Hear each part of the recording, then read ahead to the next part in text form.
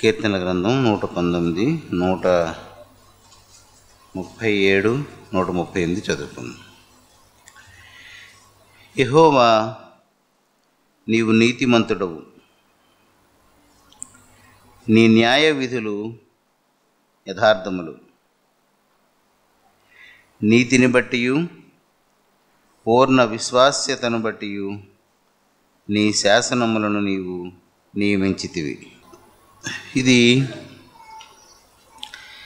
దేవుని ఆజ్ఞను లేదా దేవుని నీతిని లేదా దేవుని న్యాయము, దేవుని శాసనము, దేవుని విశ్వాస్యత ఇలాంటి పదాలను గూర్చినటువంటి వివరం, అర్థం ఈ వాక్యాల్లో వ్రాయబడి ఉంది. దీన్ని ప్రారంభంలో ఏమని రాశాడంటే, యెహోవా నీవు నీతిమంతుడవు, నీవు నీతిమంతుడవు. ఈ మాట మాకు గుర్తుపెట్టుకోవాలి మనం. నీవు నీతిమంతుడవు. నీతిమంతుడు అంటే అంత లోపలికి వెళ్ళి కన్నా ఈ గౌరీ చెప్పిందే కరెక్ట్ అనుకోవడం మంచిది. నీతిని కలిగి ఉన్నవాడు అని అనకూడదు. దేవుడు నీతిమంతుడంటే ఆయనే నీతి, ఆయన వలననైనదే నీతి. కనుక దానిని మనం అంతా చెప్పాలి అంటే ఇంకా అర్థాల్లోకి వెళ్ళిపోవాలి, చాలా టైం పడుతుంది రోడ్డు ఎక్కేసరికి. యెహోవా నీతిమంతుడు. నీ అని అంటే అర్థం ఏంటన్నమాట? నీ నీతిమంతుని వలననైనా, నీ అంటే నీది అని అర్థం, అంతే కదా. నీవు నీది, ఇక్కడ నీది అని వస్తుంది. ఏంటి? నీవు నీతిమంతుడవు అంటే నీ నీతి లేకపోతే నీ వలనైనది, అది న్యాయ విధులు యథార్థములు. న్యాయ విధులు అంటే న్యాయము అంటే న్యాయం ఎప్పుడు వస్తుంది? మంచి చెడ్డలు అన్నీ విచారిస్తే, ఆఖరి సాక్షులందరినీ విచారిస్తే, అన్నీ చేయగా ఆఖరిని వచ్చేది న్యాయము. విధి అంటే విధింపబడినది. విధింపబడినది అంటే దానికి అర్థం ఉంది ఇంకా అలాగా. విధి అంటే విధాత చేత విధింపబడినది. విధాత అంటే సృష్టికర్త దేవుడు, దేవుని వలన విధింపబడినది అని అర్థం అన్నమాట. సరే, నీ న్యాయ విధులు అంటే నీ న్యాయము అంటే నీవే తీర్పు తీర్చి, న్యాయ విధికి సంక్షిప్తార్థం ఆజ్ఞ. ఆజ్ఞ అంటే ఏంటి? ఒక పనిని ఉద్దేశించి ఏర్పాటు చేసిన మాట ఆజ్ఞ. నీ ఆజ్ఞలు యథార్థములు అంటే, యథార్థము అంటే అర్థం ఏంటి? ఇంకొక చోట ఉన్నది అలాగే ఇది అని. యథార్థము అంటే రెండు, ఒకటి వాస్తవమైనది, దాని వంటిదే ఇది, అంతేనా? యథా అర్థము, ఉన్నదానికి ఉన్నట్లుగా అర్థం చెప్పడం. అంటే అర్థం ఏంటి? ఏమున్నట్లు? స్థిరమైంది ఒకటి ఉంది, నిత్యమైంది ఒకటి ఉంది, దాని వలె దీన్ని పోలుస్తున్నాం కనుక ఇది నీ న్యాయ విధులు. అంటే నీవు ఎలా చెప్పాలో అర్థం అవడం లేదు. దేవుడు ఒక ఆజ్ఞని సృష్టించాడు, ఒక ఆజ్ఞని చేసాడు అనుకోండి. ఏ ఆజ్ఞ చెప్పుకుందాం మనం? చాలా ఆజ్ఞలు ఉన్నాయి కదా మనకి. ఆశింపకూడదు అని ఉందనుకోండి. ఆశింపకూడదు అనే ఆజ్ఞ నీతిమంతుని నోట నుండి బయటకు వచ్చింది. ఆశింపవద్దు అని. ఆశింపవద్దు అని చెప్పడానికి ముందు ఏం జరిగింది అంటే, దేని వలన ఒక నరుడు చనిపోతున్నాడు అనేది మొట్టమొదటి అంశం. నరుడు చనిపోవడానికి అనేకమైన అంశాలు ఉన్నాయి. అందులో అవి ఒకదాన్నొకటి అంతే. బైబిల్లో ఉంటుంది కాలము సంపూర్ణమైనప్పుడు అని. మనకి హెబ్రీల్లో కూడా చెప్తుంది. పాత నిబంధన అందాక ఇవ్వబడినటువంటి ధర్మశాస్త్రము, అది దేవుని దగ్గర ఈ ఆజ్ఞలు తయారయ్యేసరికి, పూర్తయ్యేసరికి దానిని దేవుడు స్థాపించదలిచినప్పుడు పాత దాన్ని తీసేశాడు. కనుక ఇప్పుడు మనం చెప్పుకునేది ఏంటంటే, ఒక దేవుని ఆజ్ఞ సిద్ధమవ్వడానికి ముందు ఏం జరిగింది అంటే, దానిని తయారు చేయడానికి దేవుడు నాలాగా మరణము లేకుండా ఒక మరణించే నరుడు తయారవ్వాలంటే ఏం కావాలి అతనికి అంటే చాలా అంశాలు కావాలి. అయితే వాటిని ఎలాగ మనం ఆజ్ఞ రూపంలోకి అనుసరించేలాగా చేయాలి. ఒక మందు తయారు చేసామనుకోండి, ఇంత బిళ్ళ తయారు చేసుకుని ఎవడన్నా మింగలడా? వాడు ఎంత మింగగలడో అంతలాగా దానిని తయారు చేయాలి. మింగలేని వాడికి మింగించే సహాయం కూడా ఇవ్వాలి. ఆజ్ఞను సిద్ధపరిచేటప్పుడు దేవుడు ఏం చేశాడంటే, ఎలాగా ఒక మనుషుడు మరణానికి పోయేవాడు బ్రతకించే ఈ ఆజ్ఞ ఆశింపకూడదు అని ఒక ఆజ్ఞ తయారైంది. తయారవ్వకముందు దేవుడు దానిని లాభ నష్టాలు, అవునా కాదా, ఇది జరుగుతుందా జరగదా, ఇదంతా ఆయన బేరీజు వేసుకుని ఒక తీర్పు, ఒక న్యాయము ఆఖరికి నిర్ణయించాడనమాట. ఆశింపడం అనేది ఒక మనుష్యుణ్ణి చంపడానికి కారణమవుతుంది. కనుక నరుడు ఆశింపకూడదు. నరుడు దేనిని ఆశిస్తాడు? తన కళ్ళతో ఏదైతే చూస్తున్నాడో, తను ఏదైతే తన జ్ఞానేంద్రియాలతో అనుభవిస్తున్నాడో వాటినే ఆశిస్తాడు. ఇంద్రియాలకు అందని వాటిని, కంటితో చూడలేని వాటిని, చెవితో వినలేని వాటిని నరుడు కోరుకోలేడు.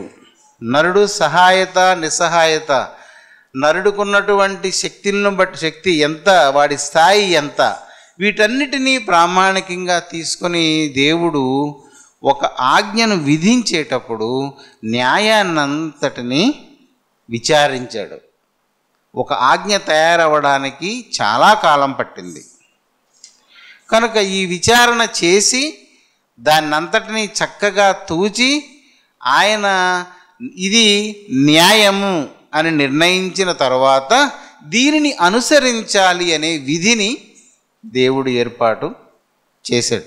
మీకు అర్థమవుతుందో లేదో నాకు తెలియదు, కానీ ఆసక్తి, నేను ఎలాగైనా సరే ఈ లోకంలో ఉండిపోకూడదు, నేను వెళ్ళిపోవాలి దేవుని రాజ్యానికి అనే ఆశ ఉన్నవాళ్ళు ఎవరికో వాళ్ళకి మాత్రం ఇది ఖచ్చితంగా అర్థమవుతుంది.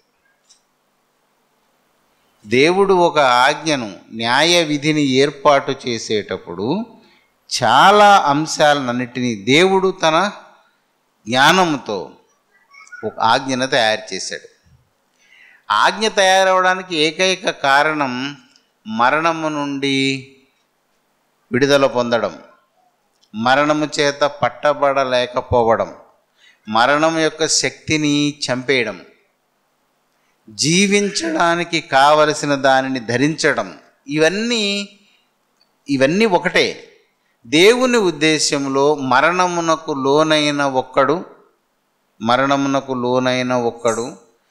మరణము బంధింపలేని రీతిగా తనలాగా మారాలి. నేను బ్రతికి ఉండడానికి ఏది కారణం, నేను మరణము లేనివాడుగా ఉండడానికి ఏది కారణమో అది ఇతడు అనుసరించగలగాలి. అలాగా ఆ నరుడు అలా చేయగలిగితే వాడు నాలా నిత్య జీవంలో ఉండడానికి అర్హుడవుతాడు. దానికి ఆజ్ఞను సిద్ధం చేయాలి. ఏం చేస్తే అంటే, ఆజ్ఞ అంటే ఏంటంటే, ఒక రోగం ఉందనుకోండి, రోగం లేని ఒకడు, ఇప్పుడు ఏం చేస్తున్నారు, మన కరోనా వచ్చినప్పుడు కరోనాను తట్టుకుని నిలబడిన వాడి సీరంలో నుంచి ఏవో తీసి ఒక టీకాను తయారు చేశారా లేదా? చేశారా? టీకాను తయారు చేసే ముందు ఏం చేయాలి? తయారైపోయిందని ఇంజక్షన్ ఇచ్చేస్తాడా? దాన్ని తీసి దాన్ని పరిశీలన చేయాలి. దేని మీద దాన్ని ప్రయోగించాలి? మనలాంటి లక్షణాలు కలిగిన మానవులు మ్యామల్స్ అంటే క్షీరదాలు, పాలిచ్చే జీవులు మనం. కనుక పాలిచ్చే జంతువులు ఏవైతే ఉన్నాయో మానవ లక్షణాలకు దగ్గరగా ఉన్నాయి ఏంటంటే కుందేలు, ఎలుక, కోతి. కోతుల్లో కూడా ప్రైమేట్ జాతికి చెందినటువంటి కోతులు, ఇలాంటివి పాలిచ్చే జంతువులు ఉన్నాయి. వాటిలోనికి ముందు దీన్ని చేయాలంటే ఏం చేయాలి? ఆ జంతువు తాలూకా స్థాయిని, స్థితికి అనుకూలంగా ఒక మందును తయారు చేసి అందులో ఎత్తి దాన్ని పరిశీలిస్తూ కూర్చోవాలి. సరే, జంతువులో విజయం సాధించాం, తర్వాత ఎలుకల్లో ఇస్తాను. ఆ తర్వాత క్లినికల్ ట్రయల్స్కి కొంతమంది మనుషులు ఉంటారు, చాలా డబ్బు ఇచ్చి కొంటారు వాళ్ళని. వాళ్ళని ల్యాబొరేటరీలో ఉంచి వాళ్ళ మీద ఈ మందును ప్రయోగిస్తారు. ఒక పొటెన్సీని నిర్ధారణ చేయడం, ఇవన్నీ అక్కడ జరుగుతాయి. అవన్నీ చేసిన తర్వాత దానిని అనేక మంది చేత మళ్ళా ఒక ట్రయల్ అవ్వడానికి ఇన్ని రోజులు పడుతుంది అని మనకు అప్పుడు వార్తల్లో చదివేవాళ్ళమే. ఏ టీకా చేయాలైనా, ఏ మందు తయారు చేయాలన్నా ఈ పనంతా చేయాలి. ఆఖరికి ఇది పనిచేస్తుంది అని మొత్తం ప్రపంచంలో 9 మందికి 9 వివిధమైన శీతోష్ణ స్థితుల్లో ఉన్న వాళ్ళకి ఆ ఇంజెక్షన్ ఇచ్చారు ముందు. వాళ్ళందరినీ పరిశీలించిన తర్వాత అప్పుడు నిర్ధారణ చేసి టీకాని బయటికి ఒక మందు తయారు చేయడానికి, ఒక వ్యాధిని తగ్గించడానికి దాని కారకాలని, కారణాలని, స్థాయిని, నిరోధకతని అన్నిటినీ ప్రమాణాలుగా తీసుకుని ఒక వైద్యుడు మందుని ఎలా తయారు చేస్తాడో, మన రక్షకుడైన దేవుడు మరణిస్తున్నటువంటి మానవులని తనలాగా యుగయుగాలు బ్రతికేలాగా చేయడానికి తయారు చేసింది ఏదో అదే ఆజ్ఞ. న్యాయ విధి అంటే అది. తలనొప్పి వచ్చిన వాడు ఎనాసిన్ మాత్రను అక్కడ పెట్టుకొని వేసుకోకపోతే వీడికి తలనొప్పి తగ్గదు, వేసుకుంటే తగ్గుతుంది. ఆజ్ఞ వలననే మనం బ్రతుకుతాం. ఆజ్ఞని అనుసరించినంత కాలం మన మరణము అనే వ్యాధి తగ్గకుండా మనలో అలాగే ఉంటుంది. కనుక దేవుని లేఖనాలను గురించి ఈ కీర్తనలో దేవుని ఆత్మ రాయించింది ఏంటి అంటే, నీవు నీతిమంతుడవు, నీవు ఏర్పాటు చేసిన న్యాయ విధులు అంటే నీ నుండి వచ్చినటువంటివి. నీ అంటే నీతిమంతుడవైన నీ వలననైన న్యాయ విధులు అంటే నీ నీతి నుండి ఉత్పన్నమైనటువంటి విధులు ఇవి. దాన్నే నీ న్యాయ విధులు యథార్థములు. న్యాయ విధులు అనేవి చాలా ప్రముఖమైనటువంటి మాట ఇది. దేవుని ఆజ్ఞ, న్యాయ విధి అనేది ఆజ్ఞ. ఆజ్ఞను మనం చెప్పాం కదా, ఆజ్ఞను ఎందుకు దేవుడు చేశాడు? బైబిల్లో ఉన్న ఆజ్ఞలు ఉన్నాయి కదా, ఆజ్ఞను దేవుడు ఎందుకు చేశాడు? నరులు ఆ ఆజ్ఞ వలన బ్రతకాలని. ఆజ్ఞను చేసే ముందు దేవుడు, అందుకే దాన్ని న్యాయ విధి అన్నారు. అంటే దేవుడు దాన్ని బాగా పరిశీలించి, పరీక్షించి, దాన్ని శోధించి ఆఖరికి నిర్ధారణ చేసి ఇంకింతకు ఇదే వాస్తవమైంది, యథార్థమైంది, ఈ ఆజ్ఞ అనే ఈ మాత్ర వాడు వేసుకున్నాడు అంటే ఖచ్చితంగా వాడికి స్వస్థత కలుగుతుంది. అంటే నీ దేవుడు న్యాయాన్ని సిద్ధం చేసేయడం అంటే అదొక క్లినికల్ ట్రయల్ లాంటిది అన్నమాట. మనం ఎప్పుడైనా దేవుని ఆజ్ఞను చదివినప్పుడు ఈ అవగాహన మన మనసులోనికి రావాలి. ఈ ఆజ్ఞ నా కోసమే. తిరస్కరించేవనుకో, దానికి కావలసిన వైద్యం నీకు అందలేదు కనుక నువ్వు చనిపోతావు. ఆజ్ఞను తీసుకున్నావు అనుకో, బ్రతుకుతావు. ఇప్పుడు ఆజ్ఞను చూసి మనము దాన్ని ఏమంటాం? చికాకు పడవలసిన పని లేదు. చికాకు పడవలసిన పని లేదు. ఇంజెక్షన్ అంటే భయం ఉన్నవాడు ఇంజెక్షన్ తీసుకోడు. నేను బతితే పోతే నాకు అక్కర్లేదు అంటాడు. పర్వాలేదు, ఒక నిమిషం బాధ తట్టుకో అంటే నా వల్ల కాదంటాను. ఏమవుతాడు వాడు? ఓర్చుకుంటే ఆజ్ఞను అనుసరించే వాడికి కూడా ఈ ఓర్పు అనేది కావాలి. దేవుడు ఇవన్నీ పరిశీలన చేశాడు. మరణానికి లోనైన వాడు వాడికున్న ప్రపంచంలో దేనినైనా ఆశించే బుద్ధి కలిగి ఉన్నాడు. వీడికి ఆశించే బుద్ధి నుండి విడిపిస్తేనే కానీ, అదే మారు మనసు, బుద్ధి నుండి విడిపిస్తేనే కానీ వాడు ఇంకొక దానిని నమ్మలేడు.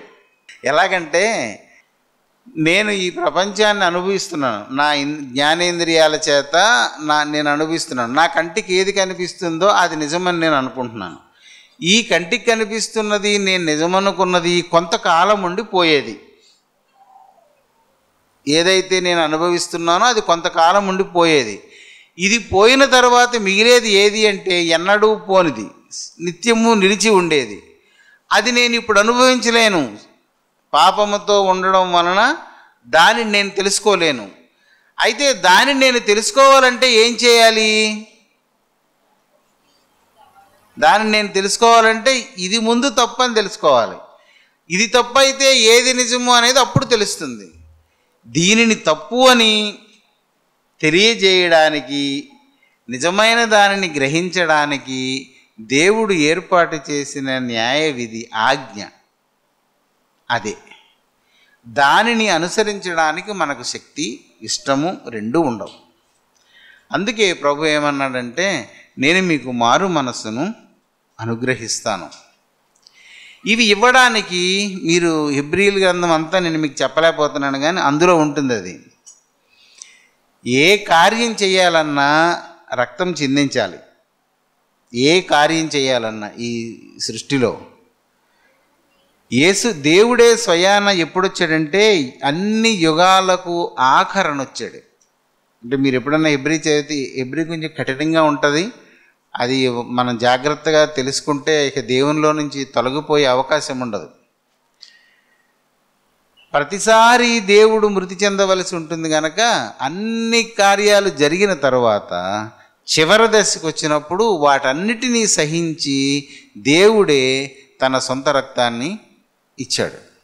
కాబట్టి బలి అన్నిటికీ అయిపోయింది.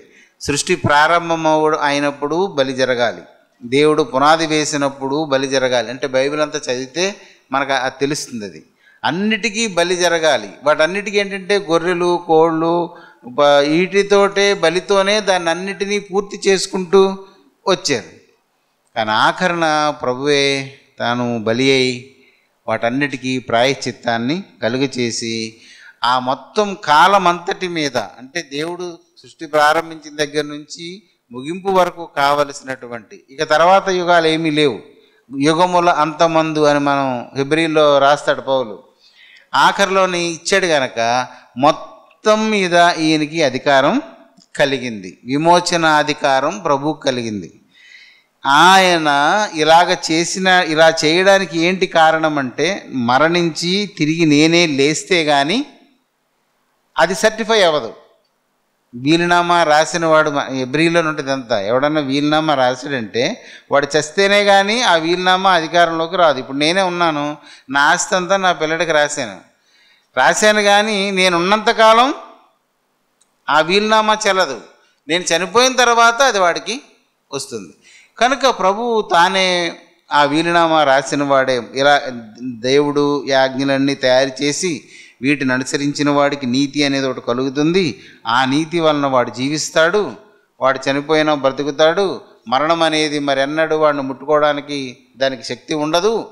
అన్నీ తయారు చేసి దానిని పరీక్షించడానికి, అది అవును అని చెప్పడానికి, అదే రెండవ వాక్యం ఉంటుంది, విశ్వాస్యత, పూర్ణ విశ్వాస్యత అని ఉంటుంది. పూర్ణ విశ్వాస్యత 30 చూడండి. నీతిని బట్టియు, అంటే ఆయనకు కలిగిన నీతిని బట్టియు, ఆయనకున్నటువంటి పూర్ణ విశ్వాస్యతను బట్టియు నీ శాసనములను నీవు నియమించితివి. ఆ దానిని దేవుడు, యేసుప్రభువే భూమి మీదకి మనిషిగా దేవుడు వచ్చి శరీరాన్ని ధరించి ఎలాగూ పాపము మనిషిని ప్రేరేపిస్తుందో, ఏ ఏ అంశాల విషయంలో ఒక మనుష్యుణ్ణి అది మరణింప చేయడానికి బలం చూపుతుందో అన్నిటినీ అనుభవించి పాపము లేనివాడుగా ఆయన బ్రతికి మరణించి తిరిగి లేచి వెళ్ళాడు. మనకేమర్థమైంది అంటే ఆయన బ్రతికినట్లుగా ఈ లోకములో ఒకడు బ్రతికితే మరణించిన ఆయనలాగా తిరిగి లేస్తాడు అని ఆయన మరణాన్ని బట్టి పునరుత్థానాన్ని బట్టి మనకు అర్థమవుతుంది. మనం ఇప్పుడు చెప్పుకునేది ఏంటంటే దేని వలన యేసు శరీరధారి అయ్యుండి మరణించి తిరిగి లేచాడు. పాప శరీరాకారములో ఉన్న యేసు ప్రభువు మరణాన్ని గెలిచి లేవడానికి ఏది కారణము అంటే దేవుడు ఏర్పాటు చేసిన ఆజ్ఞలే కారణం. ఆ ఆజ్ఞ ఇవన్నీ మనం చదివాం ఇంతకుముందు. ఆజ్ఞలో ఏముంది? ఆజ్ఞలో ఏముంది?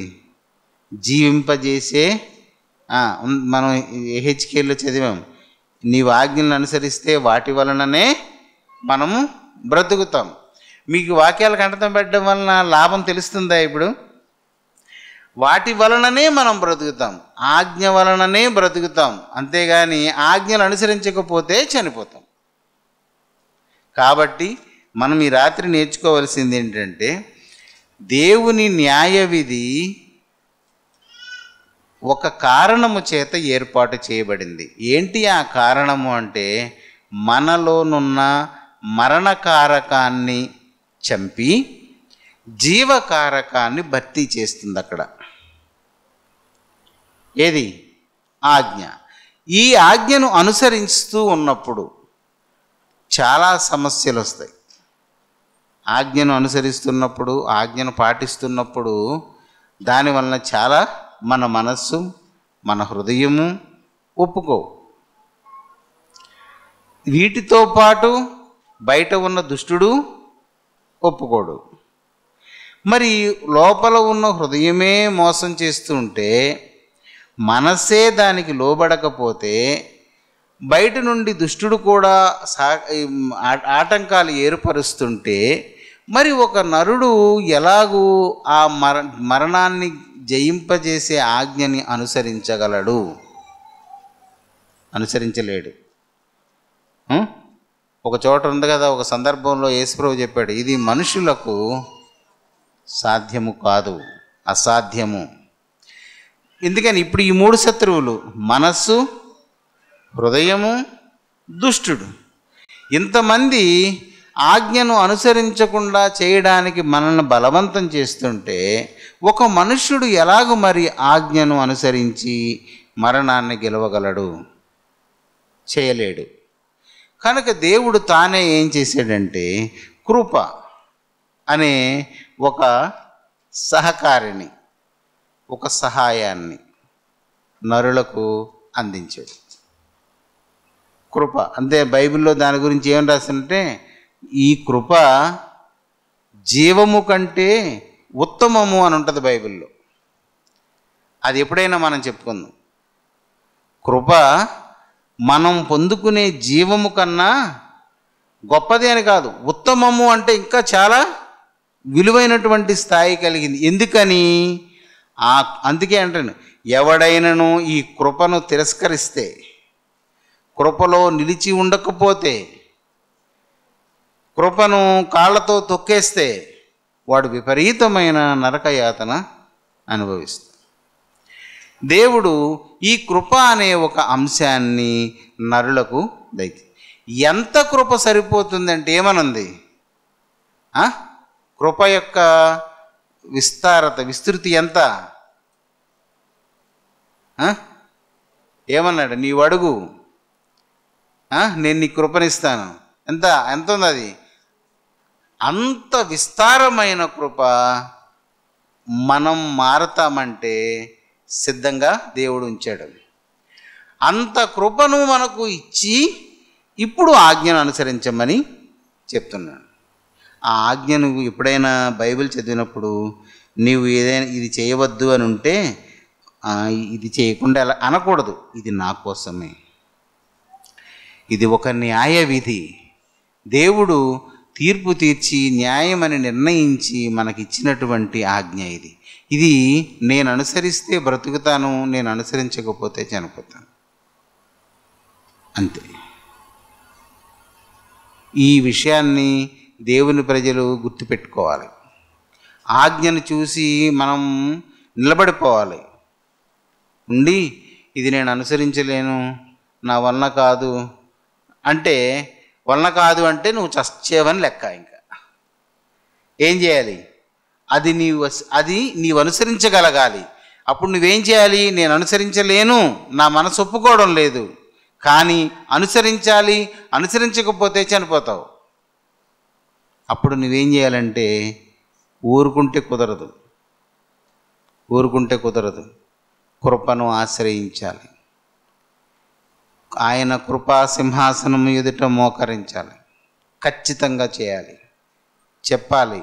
నీకు దుఃఖం రాని, బాధ కలగని, పళ్ళు కొరుక్కుంటావో ఏం చేస్తావో కానీ, ప్రభువా ఆశింపవద్దని నీవు నాకు చెప్పావు, కానీ ఆశింపవద్దు అని నీవు చెప్పినది న్యాయవిధి, అందులో నన్ను బ్రతికించే జీవకారకముంది, అంత గొప్పదానిని కూడా తిరస్కరించే హీనమైన బుద్ధి కూడా నా దగ్గరే ఉంది, ఇది దాటలేకపోతున్నాను, నన్ను దాటించు.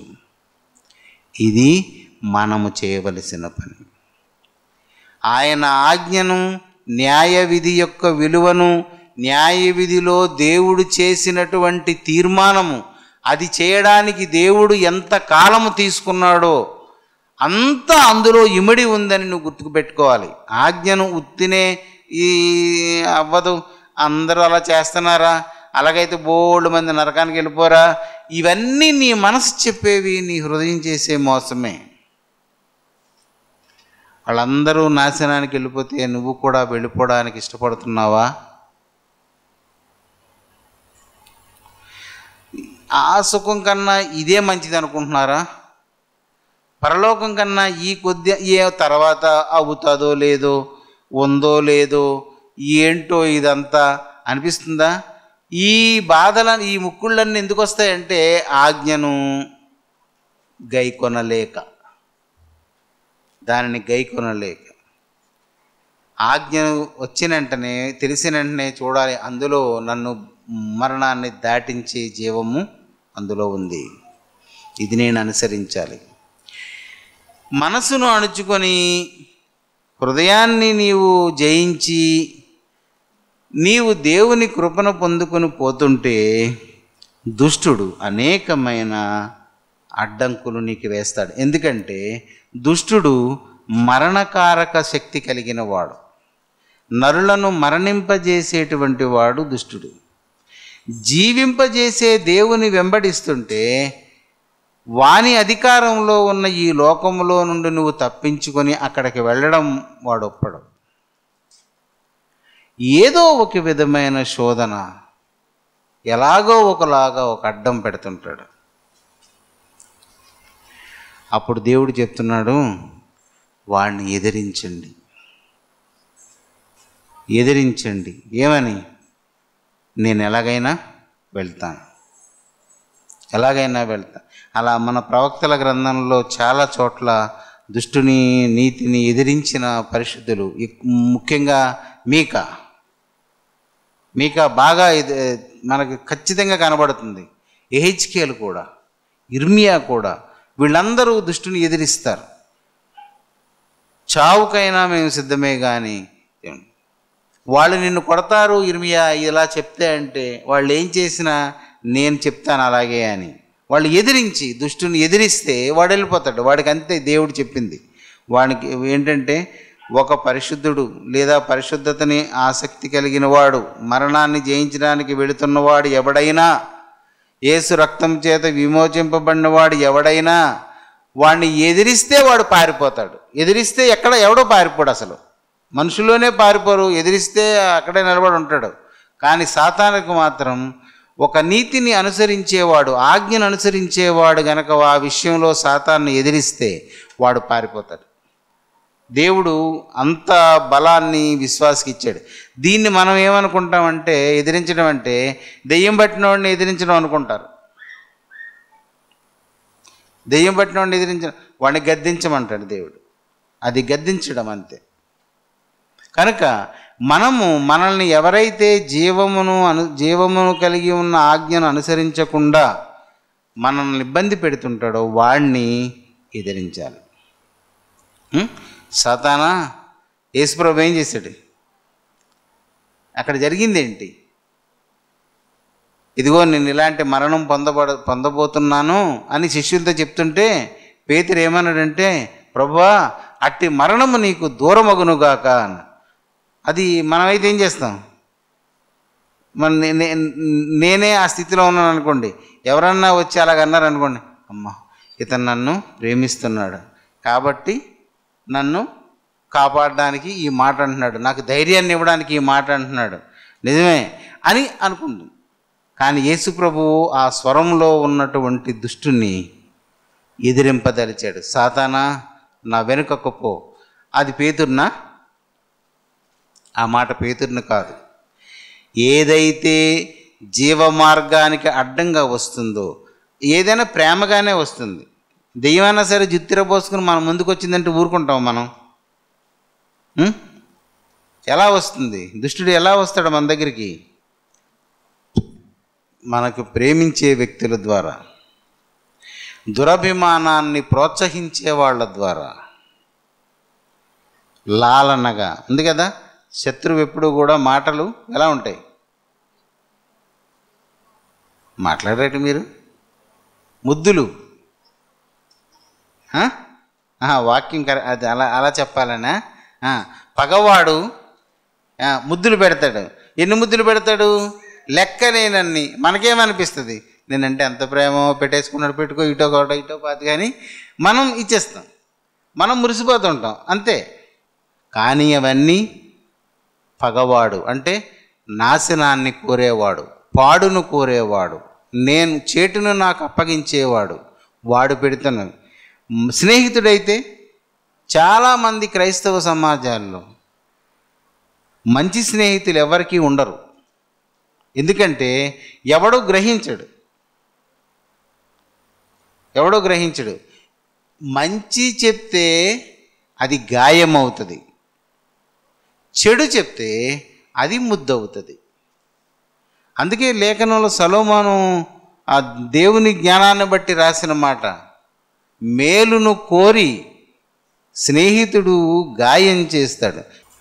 ఎప్పుడైనా గుర్తుపెట్టుకోండి, ముద్దుల చేత సంతోషించే మనస్సు గనక నీ దగ్గర ఉంటే నీవు చెడు కాలంలో ఉన్నావని గుర్తుపెట్టుకో. ఎవడు దైవ విషయాల్లోని దేవుని సంగతులలో గద్దిస్తుంటాడో వాడి చుట్టూ నువ్వు కుక్కపిల్లలాగా తిరుగుతుండాలి. ఎక్కడ గద్దింపు ఉంటుందో, ఎక్కడ శిక్ష ఉంటుందో, ఎక్కడ యథార్థత ఉంటుందో అక్కడ ఉండడం కష్టం.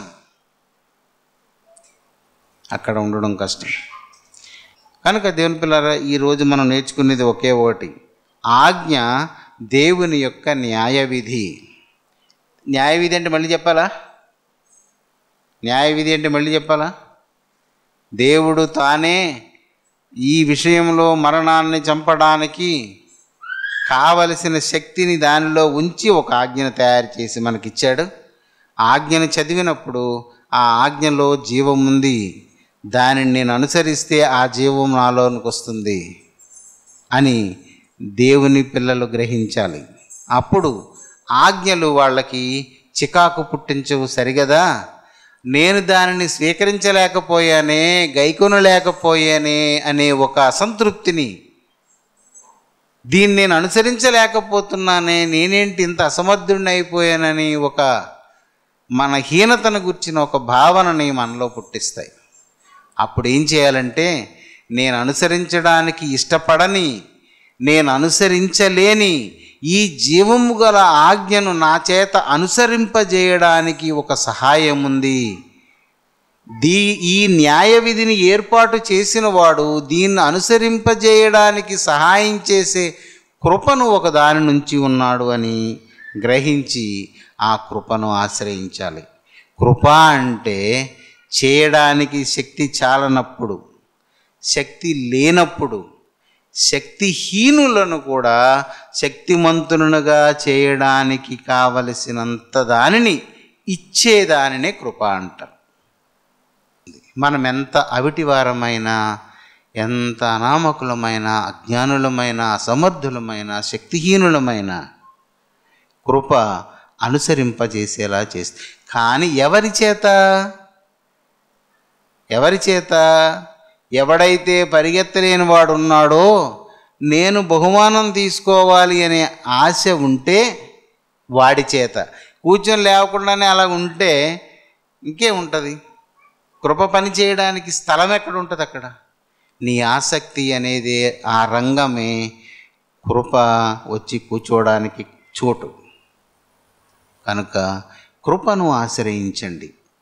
బలహీనతలోనున్న మనుషులమైన మనము జీవముతో కూడిన ఆజ్ఞలను మనలో ఇముడ్చుకోవడానికి కృపను మనం ఆశ్రయించాలి.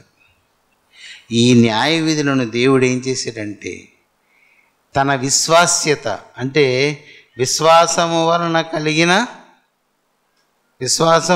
కలిగిన బలము. విశ్వాస్యత అంటే నమ్మకం అని మామూలుగా అనేసుకుంటాం మనం. విశ్వాసం అంటే అది ఎంత గొప్పది. 11 హెబ్రీలో మనం చదువుతాం. అంత గొప్ప విశ్వాసం వలన కలిగిన బలము అది ఎవరిది అంటే దేవునిది. దేవునికి ఒక నమ్మకం ఉంది, ఈ నీతిని అనుసరిస్తే ఖచ్చితంగా వాడు బ్రతుకుతాడు. అది ఆయన విశ్వాస్యత. ఆ విశ్వాస్యత అనే ప్రమాణాలు అవి దైవికమైనవి, మనము కాదవి. అందుకని అక్కడ ఆ వాక్యం రాసింది, నీతిని బట్టి అంటే నీతి ఎవరిది? నీవు నీతిమంతుడు అని మీదనే చెప్పాడు గనక నీతిని బట్టి విశ్వాస్యతను బట్టి అనకుండా ఖచ్చితమైనది అన్నమాట కదా. ఆ విశ్వాస్యతలో డౌటే లేదు. నీ శాసనములను నీవు నియమించితివి. ఇప్పుడు ఇందాకటిదాకా మనం చెప్పుకున్న న్యాయ విధి దేవుని నీతి వలన, విశ్వాస్యత వలన శాసనంగా మారింది. శాసనము అంటే ఏంటంటే, ఏ ఆజ్ఞ అయితే దానిని నీవు వినియోగించుకోలేకపోయావో ఆ ఆజ్ఞ విషయములో నీవు శిక్షార్హుడవు. శిక్ష ఉంటుంది, శాసనములో శిక్ష ఉంటుంది. అర్థమైందా అంటున్నాను. న్యాయ విధి అది ఆజ్ఞ, అది తయారవ్వడానికి ఏమైందో మనం విన్నాం. దానిని ఇప్పుడు ఏమంటే శాసనము అంటున్నాడు. శాసనములో ఏముంటుందంటే ఆజ్ఞతో పాటుగా ఆజ్ఞలో ఏముంటుంది? జీవింపజేసే శక్తి ఉంది. ఆజ్ఞలో ఇంకోటే ఉంది, నశింపజేయడం కూడా అందులోనే ఉంది. లేదా మరి అది అనుసరిస్తే జీవము, అనుసరించకపోతే మరణము. అంతేకాదు కానీ అది శాసనమైతే ఏమవుతుందంటే, నీవు దాన్ని స్వీకరించకపోతే నీవు శిక్షార్హుడివి. అది శాసనం. శాసనములో శిక్ష ఉంటుంది. నీవు ఈ ఆజ్ఞను అనుసరిస్తుంటే కృప నీకు కలగడం వలన ఒకలా ఉంటుంది. నీవు దాన్ని తిరస్కరిస్తే శాసనమై అది నీకు శిక్షాకారకం. ఏ ఆజ్ఞ అయితే నిన్ను జీవింపజేస్తుందో అనుసరించినప్పుడు అదే ఆజ్ఞ నీకు మరణాన్ని కలుగు చేస్తుంది. దేవుడు చేసినటువంటి న్యాయ విధులు అలాంటివి. కనుక ఆజ్ఞల విషయంలో దేవుని ప్రజలు చికాకు పడద్దు. నీ మనస్సును నమ్మొద్దు, నీ హృదయం పుట్టించే ఆలోచనలను నమ్మొద్దు, దుష్ట సంబంధమైన ప్రేరణ, లోకము యొక్క మాటలు వినవద్దు. నీవు జీవములో ప్రవేశింపగోరితే, ఒక్కొక్క వాక్యం చదుదాం. 1వ యోహాను పత్రిక ఒకసారి తీయండి, చెప్తాను. చదివి మనం ప్రార్థన చేసుకుందాం. 1వ యోహాను పత్రిక 3వ అధ్యాయం 7వ వాక్యం చూస్తారా ఒకసారి? ఇక్కడ ఉంది చూసారా?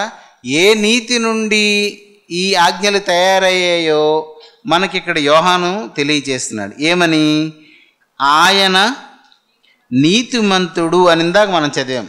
119లో మనం చదివింది ఆయన నీతిమంతుడు. ఇక్కడ చూడండి, ఆయన నీతిమంతుడై ఉన్నట్టు అంటే, ఉన్నట్టు అంటే ఆయనలాగా అని అర్థం వస్తుంది. ఆయన నీతిమంతుడై ఉన్నట్టు నీతిని జరిగించు ప్రతివాడును. ఏ నీతిమంతుడు? ఆయన నీతిమంతుడై ఉన్నట్టే నీతిమంతుడు. అంటే ఆజ్ఞ ఏం చేస్తుందంటే అనీతిమంతులము పాపులమైన మనలను దేవుని నీతి వంటి నీతిని పొందడం వలన ఆయనలాగా మనం కూడా ఉంటాము అని. మనకు ఇంకో చోట ఉంటుంది బైబిల్లో, గలతీయుల్లోనూ అక్కడ రాసి ఉంటుంది, నీతిమంతుడు లేడు, ఒక్కడును లేడు, మనుషుల్లో ఎవ్వడూ లేడు. అంటే అందరూ అనీతిమంతులే. అయితే ఈ ఆజ్ఞ ఏం చేస్తుంది? ఈ ఆజ్ఞలు ఏం చేస్తాయి? మనల్ని దేవుడు నీతిమంతుడై ఉన్నట్టు మనల్ని నీతిమంతుల్ని చేస్తాయి. ఆజ్ఞలో అంతటి శక్తి ఉంది. అదే శాసనం కూడా అనుసరించకపోతే అదే స్థాయిలో శిక్ష కూడా ఉంటుంది. ఇంకా చాలా ఉదాహరణలు ఉన్నాయి కానీ మనకు అవసరం లేదు. శాసనమైన, ఆజ్ఞ అయినా, న్యాయ విధి అయినా దేవుని లేఖనంలో మనకు కనబడితే దానిని నేను ఎలాగ అనుసరించాలి అనే మనస్సుని మనం కలిగి ఉండాలి తప్ప ఇది మన వలన కాదు అని మనం ఎన్నడూ నిర్లిప్తంగా ఉండడానికి ప్రయత్నం చేయకూడదు. ఆ ఆజ్ఞ మనకు జీవము, అది ఒకటే గుర్తుపెట్టుకోండి. అదే ఆజ్ఞ మనకు మరణం. అనుసరించగలిగితే జీవము, తిరస్కరిస్తే మరణము. అనుసరించలేమని ఆయనకు తెలుసు గనక అనుసరింపజేయడానికి ఆయన మారు మనస్సును, పాపక్షమాపణను మనకిచ్చాడు, కృపను మనకు తోడుగా అనుగ్రహించాడు. వీటన్నిటినీ తిరస్కరించి నా వల్ల కాదు, ఇదంతా కుదరదు, నాకు ఇదే కావాలి, నాకు ఇదే ఉండాలి, లోకమే కావాలి అని అనుకుంటే అదే ఆజ్ఞ వలన మనం మరణిస్తాం. దయచేసి పరలోకానికి సిద్ధపడేవాళ్ళు ఈ లేఖన ఆజ్ఞను చూసిన వెంటనే ఇదే తాత్పర్యాన్ని కలిగి ఉండాలి. ఈ ఆజ్ఞ నా కోసమే, ఈ ఆజ్ఞలో నాకు కావలసిన జీవం ఉన్నది, ఇది దేవుని నీతి వలన ఏర్పరచబడిన వస్తువు, ఆజ్ఞ. దేవుని వలె నన్ను నీతిమంతుని చేసేటువంటి ఆజ్ఞ. దీన్ని తిరస్కరిస్తే నేను నశించిపోతాను, అనుసరిస్తే జీవిస్తాను. ఈ భావన ఆజ్ఞల విషయంలో కలిగిన వారెవరో వాళ్ళు ధన్యులు. అలా కాకుండా ఆజ్ఞ చదివి ఇదంతా చెప్తారుగా నన్ను అవుతుందా, అది చాలా ప్రమాదం. అది ఉన్న మంచిని కూడా చెడగొడుతుంది. అది ఉన్న మంచిని కూడా చెడగొడుతుంది. దేవుని బైబిల్లో ఆజ్ఞ కనిపించిన తర్వాత మనుషుడితో మనకేంటి సంబంధం? ఎవరితో మనకేంటి సంబంధం? ఇవి దేవుని మాటలు. అందులో అలా ఉంది అంటే చచ్చినట్లు తలదించవలసిందే. కానీ మనుషులు చెప్పింది మాత్రం మనం వింటాం. ఇప్పుడు మనుషులు చెప్పిన భాష్యం నచ్చుతుంది. ఎందుకంటే అది మనసుకి, శరీరానికి ఇష్టం అవుతుంది. అది అందులో అసత్యం ఉంటుంది కనుక. అందుకని ఆజ్ఞలో గనక ఏదైనా చిన్నది మలినం పడితే సులువుగా ఆజ్ఞను అనుసరించవచ్చు. ఇప్పుడు ప్రార్థనే ఉందా? నేను ఎప్పుడు ఒకటే చెప్తాను, ఒకే సమయానికి చేయండి అని. ఒకే సమయానికి ఎక్కడ అవుద్ది అంటే అవ్వదు. దేవుడు కూడా చెప్పాడు కదా, అది ఇరుకుదారే. నువ్వు పోరాడితేనే అవుతుంది, వదిలేస్తే పోతుంది. చేశాను, కొన్నాళ్ళు చేశాను, 5 సంవత్సరాలు చేశాను, 3 సంవత్సరాలు చేశాను, ఏమైంది, నాకేమీ దొరకలేదు అన్నావా, నీవు దేవుణ్ణే అబద్ధికుడిగా చేస్తున్నట్టు లెక్క. చేయమన్నావా, ఇది నాకేం జరగలేదు కాబట్టి వదిలేస్తున్నావు. నువ్వు ఆజ్ఞ ఇచ్చిన వాని ఆజ్ఞలో నిలిచి ఉండడమే, అంతే. లాభం కలిగిందా లేదా నీకు ఎలా తెలుస్తుంది? ఎలా తెలుస్తుంది? బైబిల్లో రాసింది కదా, ఈ ఆజ్ఞలు అనుసరించడం వలన వచ్చే ఫలితం ఆ రోజునే తెలుస్తుంది, ఇప్పుడు తెలియదు మనకి. ప్రతిఫలము అనేది ఫైనల్, అది ఆఖరిలో ఉంటుంది, ఇప్పుడు తెలియదు. ఎవడో తెలుస్తుంది? 100 రోజులు ఉపవాస ప్రార్థన చేసిన తర్వాత ఫలితం నీకేం తెలుస్తుంది? తెలియదు. నేను ఇంత ప్రార్థన చేస్తున్నాను, ఇంత ఎలాగుంటున్నాను, రోజు సువార్త చేస్తున్నాను, అన్నీ చేస్తున్నాను, నా బ్రతికేంటి ఎలాగుంది, ఏమీ లేదు, తెలియదు నీకు అది. అందుకే అక్కడ రాసింది, ప్రార్థన చేసేటప్పుడు నువ్వు ఇలా చెయ్యి, ఏమనుంటుంది, రహస్యమందు చూచున్న నీ తండ్రి నీకు ప్రతిఫలం ఇచ్చును. అసలు ఆ మాటే రహస్యం. అది ఎవరికి బహిర్గతము కాదు. రహస్యం అంటే ఎవరికి కనిపించదు. నీకు ప్రతిఫలం ఇస్తాడు. ఎప్పుడైనా గుర్తుపెట్టుకోండి, ఇలాగ మనుషులు కల్పన చేత చెప్పే మాటలు, మన మనసుకు హాయి పుట్టించే మాటలు మనల్ని పాడు చేస్తాయి. నీ మాట వద్దు, నా మాట వద్దు. బైబిల్లో ఏముందో చూడండి, ఆయన చెప్పిన మాట చదవండి. మరి ఆ బయట చెప్పిన మాట దీనికి విరుద్ధమా కాదా? నీకు నచ్చినప్పుడు చేసుకో. విరుద్ధమా కాదా? నీకు చేత కాలేదు, నువ్వు ఓడిపోయావు, నీకున్నటువంటి కొంచెమైన బుద్ధితో నువ్వు ప్రయోగం చేసావు, విశాలమైన దారి వైపు నీ మనసు తిరుగుతుంది కనుక నువ్వు తప్పిపోతావు. ఓ నిన్నెవడొద్దన్నాడు? ఇప్పుడు జిద్దట్టును ఎవడు లాక్కొచ్చి కూర్చోబెడతాడు? కానీ చెరుపు చేసే మాటలు, దేవుని ప్రజల మనసును చెరుపు చేసే మాటలు మన నోటి వెంట రాకూడదు. ఆజ్ఞలో జీవం ఉంది, దానిని అనుసరిస్తే వాడు బ్రతుకుతాడు, దాని వలన అనుసరింపకపోతే దాని వలననే చస్తాడు. అది న్యాయ విధి మాత్రమే కాదు, అది శాసనము కూడా. చెరిగిపోని చేవురాలది శాసనము. శాసనం ఎప్పుడు కూడా రాళ్ళ మీద చెక్కుతారు. ఎన్ని తరాలైనా అది అలాగే నిలిచి ఉంటుంది శాసనం. దానిని పరిశుద్ధ గ్రంథములో లేఖనము అంటారు. లేఖనము అంటే లిఖింపబడినది. ఎవరి చేత? దేవుని చేత, విధించిన వాని చేత, విధాత చేత, సృష్టికర్త చేత వ్రాయబడినది, శాశ్వతమైనది లేఖనము. లేఖనమును అనుసరించే మొత్తము ఈ విశ్వమంతా నడుస్తుంది. అంతే. కనుక దేవుని సంగమా, గుర్తుపెట్టుకోండి ఈ మాటలు. నీతిమంతుని వలె చేసేటువంటి నీతి దేవుని ఆజ్ఞలో ఇమిడి ఉంది. నన్ను దేవుని వలె, దేవుని నీతితో సమానమైన నీతిమంతుడిగా మార్చే శక్తి లేఖనములో ఉంది, ఆజ్ఞలో ఉంది, న్యాయ విధిలో ఉంది. దానిని ఎవడు చివరి వరకు అనుసరిస్తాడో, అది అనుసరించడం సాధ్యం కాదు. అదే ఇరుకుదారి, పోరాటం చేయడమే. దేవుని కృప పొందినవాడెవడో, దేవుని మనసును రంజింపజేసిన వాడెవడో, ఎవడు ప్రియపరచగలడో, ఎవడు ఆయనకి నైవేద్యం పెట్టి ఆయన మనసును తన తట్టు తిప్పుకోగలడో, వాడు ఖచ్చితంగా ఆ జీవము కలిగిన ఆజ్ఞను అనుసరిస్తాడు. ఎవడు దానిని మనసులో ఎక్కడో తిరస్కరించి చిన్న చెడు మాటల పైకి ఆడి విశ్వాసులను చెదరగొట్టేటువంటి స్థితి ఎవడి దగ్గర ఉంటుందో వాడు చెడిపోతాడు. వారిని చెడగొట్టిన పాపాన్ని కూడా వాడే భరిస్తాడు. ఎవడైతే దేవుని ఇంటిని పాడు చేస్తారంటే ఇలాగా, వీడు అనుసరించలేననుకోండి, చాలా కష్టంరా, కానీ అందరూ ఇలా చేస్తున్నారేంటి, ఏదో చెప్తున్నారు మనం ఇలా చేద్దామని అన్నాను అనుకో, నాలాంటి గలీజ్ మైండ్ ఉన్న వాళ్ళందరూ నా పార్టీలో చేరిపోతారు, అందరూ చెడిపోతారు. నేనేం చేశానంటే ముందు నేను చెడిపోయి ఎవరిని పాడు చేశాను? దేవుని ఇంటిని పాడు చేశాను. ఎవడు దేవుని ఇంటిని పాడు చేస్తాడో వానిని దేవుడే పాడు చేస్తాడు. దేవుడే వాడిని పాడు చేస్తే ఇక వాడు ఎప్పుడు బాగుపడతాడు? కనుక దేవుని పిల్లలారా, దేవుని ఆజ్ఞలు అలాగూ ఏర్పాటు చేయబడ్డాయి. అందులో మన కోసం జీవం ఉంది. దానిని అనుసరించడానికి మన దగ్గర స్థాయి ఉండదు. దేవుడు తన కృపచేత దానిని మనకు సాధకం చేస్తాడు. ఆయన కృపను ఆశ్రయించి వాడు ఎవడో వాడు ధన్యుడు. అలాంటి కృప దేవుడు మనకు అనుగ్రహించునుగాక. ప్రార్థన చేసుకుందాం.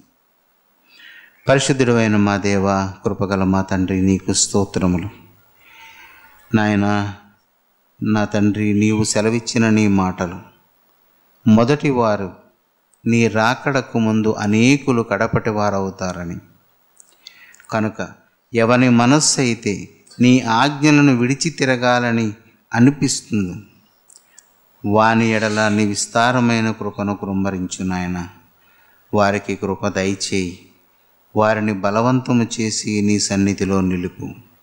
దుష్టునికి చోటు ఇచ్చుట చేత అనేక మంది నీతిమంతులు తమ స్థాయిని దిగజార్చుకుంటున్నారు నాయన. దయచేసి వారందరినీ బలపరచు. మేలు చేత వారి హృదయములను తృప్తిపరచు. నీ ఆత్మచేత వారిని ప్రేరేపించి వారికి నీ నీతిని ఉపదేశించు. వారు నీతిమంతులే నాయన, కానీ నీతి నుండి వైదొలగిపోవడానికి తమను తాము బలపరుచుకుంటున్నారు. ఆ బలహీనతల నుండి విడిపించు నాయన. దుష్టును ఎదిరించడానికి వారి కృపను అనుగ్రహించు. మరలా వారి జీవితంలో విరిగి నలిగిన మనస్సును అనుగ్రహించు. నీ దగ్గర తగ్గించుకునే స్వభావమును అనుగ్రహించు. ఏ దుష్టుని వలన కలిగే కష్టం వలననైనా వారి మనసులు చికాకు పడకుండానట్లు కాపాడు. నా తండ్రి, నీ సంతానమని విడిచిపోకుండానట్లును నీది కాకుండా పోకుండాను ప్రభా నీవు సంరక్షించి కాపాడు. దుష్ట సంబంధమైన ప్రతి అంశం మీద వారికి విడుదల దయచేయి.